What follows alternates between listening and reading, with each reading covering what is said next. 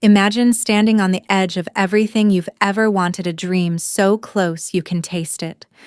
Then, in one cruel twist, the people you trusted most rip it away.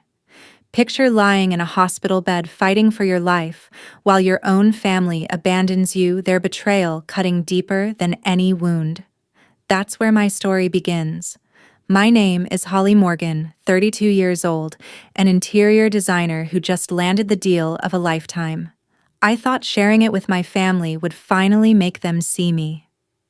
Instead, they turned my triumph into a nightmare, leaving me broken and alone. But when I faced them in court, their faces crumbled, and the truth they tried to bury came crashing down.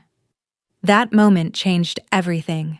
If my story of betrayal and resilience hits home, hit that subscribe button like this video, and share it to inspire others fighting their own battles. The ink was still wet on the contract when I stepped out of Pinnacle Design's Seattle office, my chest tight with a pride I'd never known.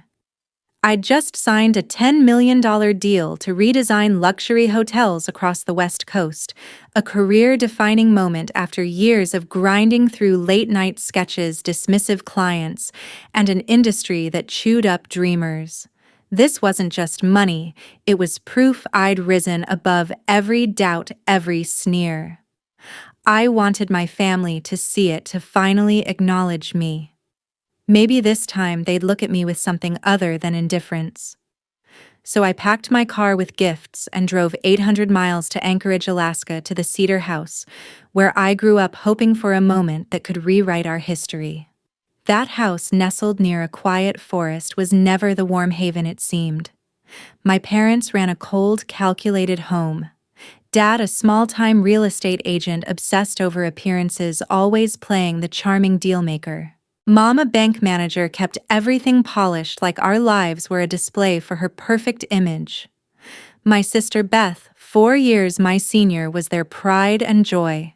Her failed fashion designs were framed as bold experiments, her every misstep cushioned with praise. Me, I was the shadow they barely noticed, the one whose dreams were a nuisance. Growing up, I learned to shrink. Beth's tantrums were called passion. My ambition was labeled foolish. Interior design's a hobby, not a career. Dad would snap, his eyes flicking to Beth's latest sketch like it belonged in a gallery. Mom would nod, adding, "Why can't you be more like your sister Beth, mastered the art of sabotage early?" She'd mock my sketches in front of friends, forget to invite me to family dinners, then play innocent when I showed up late. "Oh, didn't you get the message?" she'd say, smirking. Their favoritism carved a hole in me, but it also lit a fire. By 16, I was done begging for their approval. I worked after-school jobs, saved every cent, and built my career without them. Seattle became my escape. I hustled through design school, took freelance gigs, and pitched to clients who barely glanced my way. The Pinnacle deal was my triumph, $10 million with bonuses that could push it higher. I'd done it alone, no thanks to them. Still, a stubborn part of me wanted them to see it. I wanted their pride just once. So I bought gifts: a leather briefcase for Dad, a silk scarf for Mom, a custom journal for Beth, hoping they'd bridge the gap between us. The night before, I called my boyfriend Nathan from my hotel room. He's a lawyer, calm and sharp, with a warmth my family never offered. "You don't owe them this," he said, his voice edged with concern. "They've never valued you. Don't let them ruin your moment." I knew he saw through them, but that old ache for their approval held tight. "I have to try," I whispered. "Just this once." Nathan sighed, soft but heavy. "I'm proud of you. Whatever happens, you're enough." The drive to Anchorage stretched long, the Alaskan wilderness blurring past. When I pulled into the gravel driveway, my stomach twisted. The house looked frozen in time, same creaky porch, same stiff curtains. I grabbed the gift bags, hands shaking, and rehearsed my words. $10 million contract, Pinnacle Designs, I made it. I pictured their faces softening, maybe a nod of respect. I stepped inside, the smell of cedar and lavender hitting me hard. "Hello," I called, clutching the bags. Mom emerged from the kitchen, her eyes narrowing. "We weren't expecting you," she said, her tone sharp like I'd disrupted her day. "I wanted to surprise you," I replied, forcing brightness. "I've got big news. Is Dad here?" Dad appeared from the living room, his face blank, like I was a stranger dropping off mail. "Beth's on her way," Mom said, glancing at the bags with suspicion. I set them on the coffee table, heart pounding. "I signed a contract today," I said, voice steady. $10 million with Pinnacle Designs. I wanted to share it with you." Silence swallowed the room. Dad's jaw tightened, his eyes cold. Mom's lips pursed like she'd bitten something bitter. Beth's car pulled up outside her heels, clicking on the porch. The air grew thick, heavy with something unspoken. I didn't know it yet, but I'd just walked into a trap. Beth's heels clicked sharply on the porch as she stepped inside, her designer coat slung over one shoulder like she owned the place. Her eyes landed on the gift bags I'd set on the coffee table, then flicked to me with a smirk that cut like glass. "What's this?" she asked, voice dripping with mockery. "You playing Santa now?" I swallowed the sting, keeping my tone steady. "I signed a $10 million contract with Pinnacle Designs today. I wanted to share it with you all." I gestured to the gifts, a leather briefcase for Dad, a silk scarf for Mom, a custom journal for Beth. "Thought we could celebrate together." The silence was suffocating. Dad's jaw clenched, his eyes narrowing like I'd insulted him. Mom's face tightened, her fingers gripping the edge of the counter. Beth let out a sharp laugh, tossing her hair. $10 million, and you think these trinkets make you some big shot?" Her voice was venom, each word a jab. "You always had to make everything about you, didn't you?" "I'm not trying to show off," I said, my voice rising despite myself. "I just wanted you to be proud of me for once." Beth stepped closer, her eyes blazing. "Proud? You think you're better than me because you got lucky. I've been slaving away in this industry and you waltz in with your big contract acting like I'm nothing." Her voice cracked raw with resentment. I saw it then, the jealousy that had festered for years now boiling over. "Beth, that's not what this is," I said, my hands trembling. "I worked for this. Years of late nights, rejections, you know that."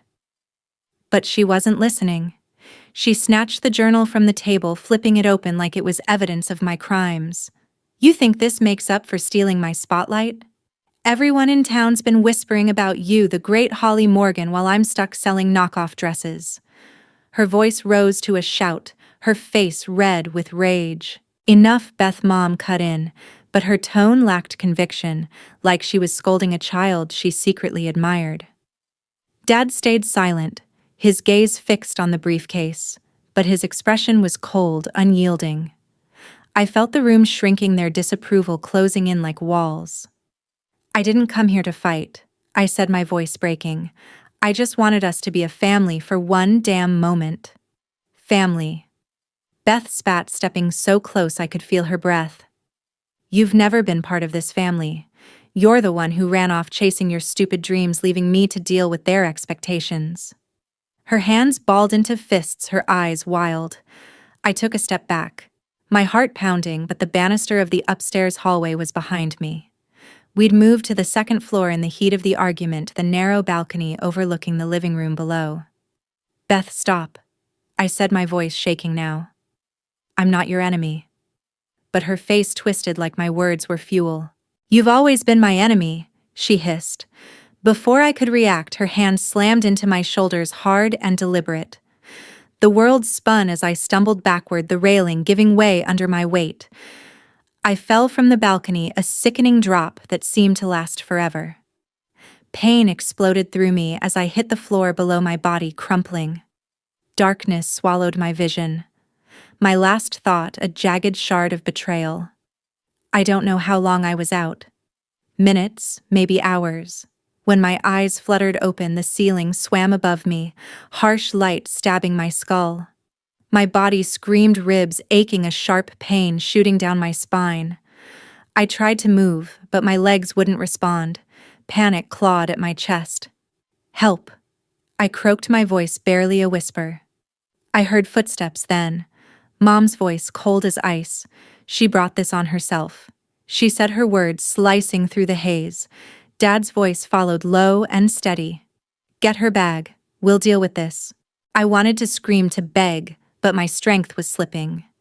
Beth's face appeared above me, her expression unreadable, no trace of guilt. You should have stayed away, she said softly, almost a whisper. Then she turned her heels clicking as she walked away.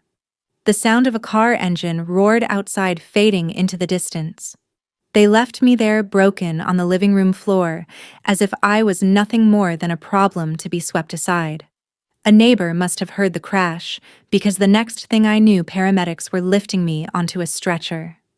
The wail of sirens filled my ears as I slipped in and out of consciousness. At Anchorage General Hospital, the antiseptic smell burned my throat. Machines beeped too loud, too steady, anchoring me to a reality I wasn't ready to face. My family hadn't just turned their backs, they'd pushed me, abandoned me, and left me to fight for my life alone. But as I lay there, pain radiating through every inch of me, a spark of fury ignited. They thought they could break me. They were wrong. The beeping pierced the fog first, steady, insistent, like a heartbeat I couldn't control. Then came the pain, a deep throb radiating from my ribs and spine, making every breath feel like fire. My eyelids fluttered open to sterile white lights. The hospital room swimming into focus.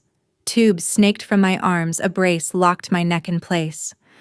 I tried to sit up, but my body betrayed me, sending sharp waves of agony that left me gasping. You're awake, a voice said softly. A nurse leaned over me, her badge reading Karen. She adjusted my IV, her eyes kind but wary. You've been out for 2 days. Spinal injury, fractured ribs, broken arm. You're stable now, but it's going to be a long road. 2 days. The words hit like a punch. 2 days in Anchorage General, fighting for consciousness, and no one from my family had shown up. Panic surged as I croaked, my family. Karen hesitated, her lips tightening. They came the night you were admitted, but they didn't stay. They asked for your belongings, purse, phone, keys. Hospital policy let them take it since they're listed as next of kin. Her hand squeezed my shoulder gently. I'm sorry. We tried calling them again, but no response. Betrayal burned hotter than the pain. They hadn't come to check on me. They'd come to take what they could while I lay helpless. My mind raced back to the balcony, Beth's shove mom's cold words echoing in my head. She brought this on herself. Dad's command followed low and steady. Get her bag. We'll deal with this. I wanted to scream, to beg, but my strength was slipping. Beth's face appeared above me, her expression unreadable, no trace of guilt. You should have stayed away, she said softly, almost a whisper. Then she turned her heels clicking as she walked away. The sound of a car engine roared outside, fading into the distance. They left me there broken on the living room floor, as if I was nothing more than a problem to be swept aside. A neighbor must have heard the crash, because the next thing I knew, paramedics were lifting me onto a stretcher. The wail of sirens filled my ears as I slipped in and out of consciousness. At Anchorage General Hospital, the antiseptic smell burned my throat. Machines beeped too loud, too steady, anchoring me to a reality I wasn't ready to face. My family hadn't just turned their backs, they'd pushed me, abandoned me, and left me to fight for my life alone. But as I lay there, pain radiating through every inch of me, a spark of fury ignited. They thought they could break me. They were wrong. Nathan arrived that evening, his face pale as he burst through the door. He dropped his briefcase, rushing to my side, his hands gripping mine so tightly it hurt in a grounding way. Holly, God, I drove straight here when I heard. What happened? Between sobs, I told him everything. The contract, the gifts, Beth's rage, the shove, the fall. His jaw-clenched eyes darkening with fury. This wasn't an accident, he said, voice low and fierce. They assaulted you, then robbed you while you fought for your life. We're pressing charges. His words sparked something in me, not just anger, but resolve. Nathan pulled out his laptop, fingers flying as he froze my accounts. "Your cards are drained." He said, his tone clinical but edged with rage. "Thousands in withdrawals, charges to high-end stores, even a wire transfer. They didn't waste time." Nausea twisted my gut. $10 million in my future, but they'd picked my pockets like vultures. "Freeze it all," I whispered. "Don't let them take more." By morning, my mentor showed up. Olivia Grant, a veteran interior designer who'd spotted my talent years ago at a Seattle expo, strode in like a force of nature. She'd pushed me through brutal critiques, rebuilt my confidence when clients rejected me. "Those people aren't family," she said, arms crossed, her voice steel. "Family doesn't shove you off a balcony and loot your wallet while you're unconscious. You're cutting them off." Her words hit hard, but they rang true. For the first time, I didn't argue. The detective arrived later that day. Mark Riley, stocky with a no-nonsense stare, sat by my bed, notebook in hand. "Tell me what happened," he said evenly. I recounted it all. Beth's shove, Mom's dismissal, Dad's grab for my things. Nathan handed over my phone, recovered from the hospital staff. "It recorded the argument," he said. "Her fall, their voices saying she deserved it, then instructions to take her stuff." Riley's brows rose as he listened to the audio. "That's evidence," he said.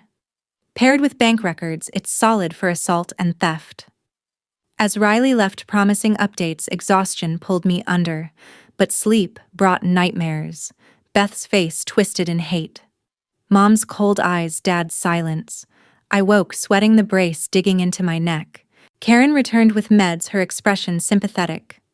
"You need rest," she said, "but fight this. Don't let them win." Her words fueled me. They thought I'd stay broken silent like always. But lying there, wires tethering me to machines, I vowed otherwise. This wasn't the end. It was the start of pushing back. The next day, Riley returned with more. "Neighbors heard shouting, saw Beth follow you upstairs. Their security cam caught shadows on the balcony before the fall. Not crystal clear, but it corroborates." My chest tightened with a mix of relief and grief. Relief that the truth had witnesses. Grief that my family had sunk this low. "And the theft?" Nathan asked. Riley nodded. "Bank logs show withdrawals in your mom's name, charges on Dad's linked card. We're building the case." Olivia paced the room, her energy a balm against the sterility. "The firm's worried," she said bluntly. "Pinnacle's circling, questioning if you can deliver with these injuries. But you're not fading out. We'll pivot if needed." Her belief anchored me. Nathan stayed late, coordinating with Riley, his presence a shield. "We're suing for everything," he said. "Assault on Beth, fraud, and theft on your parents." The words felt heavy but right. They'd left me for dead. Now I'd make them face it. Pain meds dulled the edges but not the fire inside. 2 days turned to 3, no word from my family.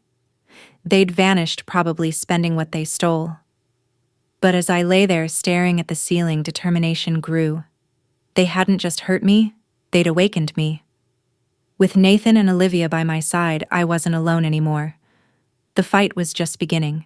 The hospital room felt like a cage, the beeping monitors a constant reminder of how close I'd come to losing everything. But with every ache in my ribs, every twinge in my spine, my resolve hardened. My family hadn't just abandoned me, they'd tried to erase me. Nathan sat by my bed, his laptop, glowing eyes scanning bank records. "They've drained over $70,000, he said, voice tight with controlled fury. "Luxury bags, hotel bookings, even a car lease in your mother's name. They're spending like they think you're gone for good." His words fueled the fire in my chest. I wasn't gone. I was here, and I was fighting back. Detective Riley returned that afternoon, his notebook already thick with notes.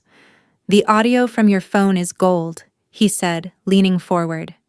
"Beth's voice, clear as day, screaming at you, then the thud of your fall. Your mother's voice saying you deserved it. Your father telling her to grab your bag. It's all there. He paused, meeting my eyes. We've got neighbor footage, too. Their camera caught Beth chasing you to the balcony shadows moving before you fell. It's not perfect, but it's enough to back the audio. I knotted my throat tight. The evidence was stacking up, but it wasn't just about proving what they did, it was about making them face it. What about the theft? I asked, voice hoarse. Riley flipped a page. Bank records show your mother's signature on multiple withdrawals. Your father's card is linked to charges, jewelry, electronics, you name it. We're tracing every cent. Nathan looked up from his laptop.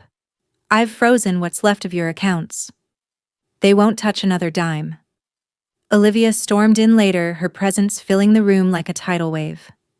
I talked to Pinnacle, she said, arms crossed. They're rattled about your injuries, worried you can't deliver on the $10 million contract. But I told them you're not some fragile flower, you'll pivot, adapt, come back stronger. Her confidence steadied me even as doubt gnawed at my edges. Could I still be the designer I'd fought to become? Olivia's eyes locked on mine. You don't need those people. They're not your family, we are. Her words sank deep, reshaping something broken inside me. Nathan, Olivia, even Karen, they were my anchors now, not the people who'd left me bleeding. But my family wasn't done. The next morning, Karen rushed in, her face tense. Your parents and sister are in the lobby demanding to see you. They're making a scene. My heart monitor spiked, the beeping frantic. Fear mixed with rage, they had the nerve to show up after everything. They don't get near her, Nathan said already on his phone. I'm calling security. I heard their voices filtering through the hall, sharp and familiar. My mother's shrill insistence. She's our daughter. You can't keep us away. Beth's venom. She's lying confused from the drugs. My father's low growl. This is a misunderstanding. Their lies were as polished as ever, but they didn't know about the evidence piling against them. Security's heavy footsteps echoed, followed by a new voice, calm, commanding. Howard, Maureen, Beth Morgan. I'm Detective Riley. You're under a restraining order. Leave now, or you'll be escorted out in cuffs. Silence fell heavy and final as their voices faded. Riley stepped into my room minutes later, his expression grim but satisfied. They're gone, he said. Tried playing the victim card, but the hospital's on alert. They won't get back in. He sat flipping open his notebook. The DA's ready to move. We've got enough for aggravated assault on Beth, theft and fraud on your parents. The audio alone is damning, but the bank records and footage seal it. I exhaled a shaky breath that carried both relief and weight. Justice was close, but it didn't erase the ache of their betrayal. Nathan coordinated with his law firm, drafting filings with a precision that calmed my chaos. We're not just suing, he said, his voice steady but fierce. We're exposing them. Every lie, every cent they stole, every second they left you here alone. His hand found mine, grounding me. You're not fighting this alone, Holly. I squeezed his hand, my resolve sharpening. They'd taken enough, my trust, my money, nearly my life. I wouldn't let them take my future. Olivia brought updates from Pinnacle, her tone blunt as always. They're holding your contract, but they want a timeline. I told them you'll be back designing when you're ready, not a second sooner. Her faith in me was unwavering, a lifeline in the storm. But late at night, when the hospital grew quiet, doubt crept in. My hands, still shaky from the broken arm, struggled to hold a pen. Could I sketch again? Lead projects. The $10 million deal felt like a dream slipping through my fingers. Karen checked my vitals, her voice soft but firm. You're stronger than you know, she said, adjusting my brace. They tried to break you, but you're still here. Keep fighting. Her words echoed Olivia's, Nathan, sinking into me. The evidence was my weapon. The audio, the bank logs, the blurry footage. My family thought they could bury me, but I was building a case to bury their lies. Each day in that hospital bed, each painful therapy session fueled my fire. They'd face me in court, and I'd make sure they'd never forget it. The courthouse steps glistened under a gray Alaskan sky, cameras flashing like vultures circling.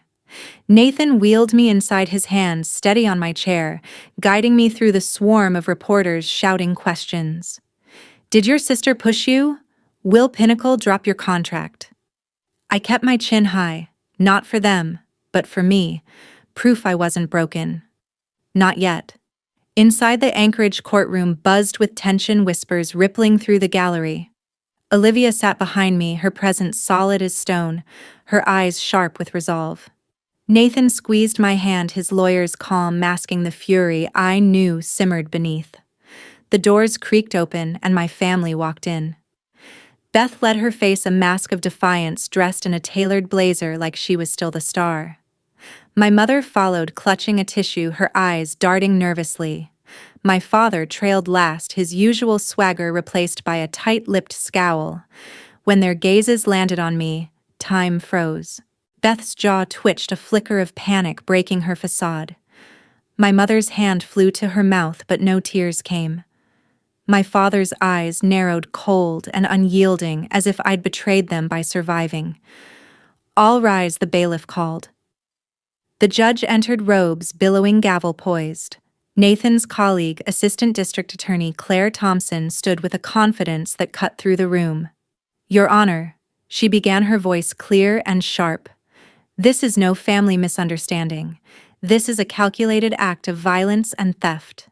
The defendant, Beth Morgan, intentionally assaulted her sister, pushing her off a balcony. The parents, Howard and Maureen Morgan, exploited her unconscious state, stealing thousands from her accounts. The charges were read: aggravated assault for Beth, theft and fraud for my parents. "Not guilty," Beth's lawyer declared, his tone slick with rehearsal.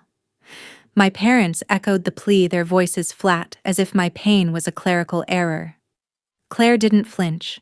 "The state submits Exhibit A," she said, an audio recording from the victim's phone time-stamped the night of the assault. The courtroom speakers crackled to life. Beth's voice filled the air, sharp with rage. "You've always been my enemy."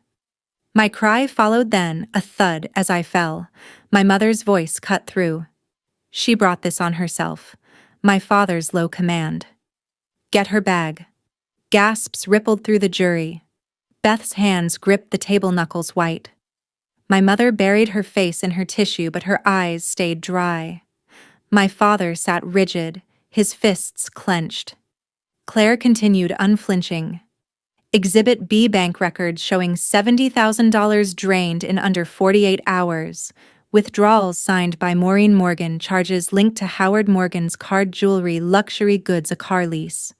She turned to the screen where grainy neighbor footage played, Beth's shadow chasing me to the balcony, my fall, a blur of motion. "This was no accident," Claire said. "This was intent." The defense scrambled. Beth's lawyer claimed it was a heated argument, a reflexive push not meant to harm. My parents' attorney insisted they took my belongings to protect them, not steal. Their lies crumbled against the evidence. The audio replayed my mother's words. "She brought this on herself," echoing like a blade. Jurors shifted, their faces hardening. Nathan leaned close, his voice low. "They can't twist this. The truth's too loud." When I took the stand, my hands gripped the wheelchair's rims, pain shooting through my arm. My voice trembled but grew steady. I went home to share my $10 million contract, hoping they'd finally see me. Instead, my sister pushed me off a balcony. My parents watched me fall, left me there, and stole from me while I fought for my life. The courtroom was silent, every word landing like a stone. Beth stared at me, her defiance cracking, a flicker of fear in her eyes. My parents wouldn't meet my gaze. Claire called Riley next. "The audio is verified," he testified. "The footage shows Beth pursuing her sister. Bank records confirm the theft." The defense tried to poke holes, suggesting my concussion muddled my memory, that the withdrawals were a misunderstanding. But the evidence held firm, each piece a nail in their crumbling facade. Olivia whispered behind me, "They're done, Holly. You've got this." As arguments closed, the judge's gaze swept the room, heavy with finality. Given the overwhelming evidence and the defendant's attempt to violate the restraining order at the hospital, bail is denied. All three will remain in custody until sentencing. The gavel struck sharp and final. Beth's shoulders slumped, her face pale. My mother let out a theatrical sob, but no one bought it. My father's eyes flicked to me hard as flint, but I didn't look away. For the first time, I wasn't invisible. As bailiffs led them out, Beth glanced back, her eyes a mix of defiance and something softer, not regret, but the realization she'd lost. My parents didn't turn. They shuffled away, heads low, stripped of their control. Nathan touched my shoulder. "You did it," he said softly. But I shook my head. "It's not over yet." The courtroom had delivered justice, but the scars they left ran deeper than any verdict could heal. I wheeled out, cameras flashing again, my resolve ironclad. They'd tried to bury me, but I was rising. Leaving the Anchorage courthouse, the weight of the gavel's echo lingered in my chest. Justice, but not closure. Beth was sentenced to 5 years for aggravated assault, my parents 3 years each for theft and fraud, plus restitution for the $70,000 they stole. As they were led away in cuffs, I waited for something, a glance, an apology, a flicker of remorse. Nothing came. My sister's eyes held only defiance. My mother's a hollow performance of tears. My father's a cold stare that blamed me for their ruin. That was the last time I saw them. I didn't look back. Didn't write. Didn't answer the few letters Beth sent from prison. They were gone from my life, not because of the bars between us, but because I chose to cut them out completely, permanently. Recovery was a battle each day, a fight against my own body. My ribs ached with every cough, my spine screamed through therapy sessions. Physical therapists pushed me to stand, to shuffle one step, then two, using a walker that felt like a chain. My broken arm trembled, holding a pencil, mocking my dreams of sketching again. The $10 million contract with Pinnacle hung in the balance, their executives whispering about timelines and doubts. But I wasn't alone anymore. Nathan stayed through every grueling session, his steady presence a lifeline. Olivia barged into my hospital room with design magazines, forcing me to think beyond the pain. "You're not done, Holly," she said, her voice sharp with conviction. "You pivot, you adapt, you win." Weeks after the sentencing, Pinnacle called. Their CEO, Patricia Hayes, flew to Anchorage, her suit crisp, her tone direct. "We're not voiding your contract," she said. "Your injuries change things, but we see your value. We're offering you a role as a consulting designer, full salary, benefits intact. When you're ready, the lead designer spot's still yours." Tears burned my eyes, not from sadness, but from a spark of hope I hadn't felt in months. "You're serious?" I asked, voice shaking. Patricia nodded. "You're a fighter, Holly.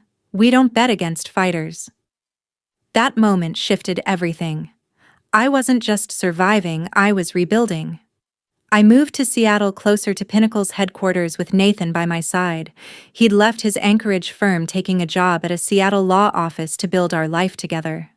Our apartment overlooked the city skyline, a new start far from the cedar house that had nearly destroyed me. Therapy became my battlefield, parallel bars, resistance bands, endless reps that left me drenched in sweat and tears. Some days I collapsed, rage and despair spilling out. "I can't do this," I'd mutter, my legs trembling. Nathan would kneel beside me, his voice calm but fierce. "You've beaten worse odds. You're not stopping now." Slowly I progressed from walker to crutches, then to shaky steps unaided. Each inch forward was a victory, proof I wasn't the broken thing my family left behind. Olivia became my compass in those months, her critiques as brutal as ever. She'd sit with me reviewing sketches I could barely draw, pushing me to refine my vision. "Your hands will catch up," she said one evening, handing me a coffee. "Your talent's still there. Scars and all."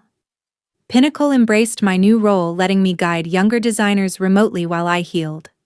My first project, a boutique hotel lobby, earned praise not for its polish, but for its heart. I poured everything into it, proving I was more than my injuries. The media frenzy didn't stop. Headlines painted me as a tragic hero or a fallen star, reporters hounding the hospital for photos of me in my wheelchair. Designer betrayed by family, they screamed, dissecting Beth's jealousy, my parents' greed. Nathan handled the press with surgical precision, shielding me from their vultures. Online opinions split, some called me brave, others whispered I'd exaggerated for attention. I ignored them. The world's noise couldn't touch the life I was building. 18 months after the fall, I stood in Pinnacle's Seattle office, no longer leaning on crutches. My spine still ached, some days scar tissue tugging with each step, but I was upright, leading a design consultation. The room buzzed with young talent, their eyes on me not as a victim, but as a mentor. I showed them how to balance form and function, my hands steady enough to sketch again. When a junior designer asked for tips on bold color palettes, I smiled, guiding her through a technique I'd honed years ago. In her eager nod, I saw myself, the girl who'd once sketched alone, ignored by her family, now passing on what I'd fought for. That night on our balcony overlooking Seattle's lights, Nathan proposed. It wasn't grand, just him, me, and a simple ring under the stars. "You've built something unbreakable," he said, his voice soft. "I want to build the rest with you." I said yes. Before he finished, tears blurring the city glow. Olivia, when I told her, just smirked. "About time," she said, then hugged me, her grip fierce with pride. My family's absence left scars, but they no longer defined me. I'd cut them out, not with anger, but with clarity. They'd tried to erase me, but I'd rewritten my story. The $10 million contract was still mine, my role at Pinnacle growing stronger. I wasn't the designer I'd been before the fall, but I was something better, forged in fire, shaped by choice. Looking back, I realize family isn't blood. It's the people who lift you when you're shattered, who see your worth without you begging for it. Nathan, Olivia, even Karen in her quiet way. They were my family now. If you're listening, know this: you don't have to stay chained to people who hurt you. Cut them out, no matter how deep the ties. Your value isn't theirs to define. Build your life with those who choose you, who fight for you, who stay. That's the lesson I carry, the one I hope you take too. Thank you for hearing my story. If it resonates, share yours in the comments. Your strength could light someone else's way. Please like, subscribe, and spread this video to anyone who needs to know they can rise above betrayal.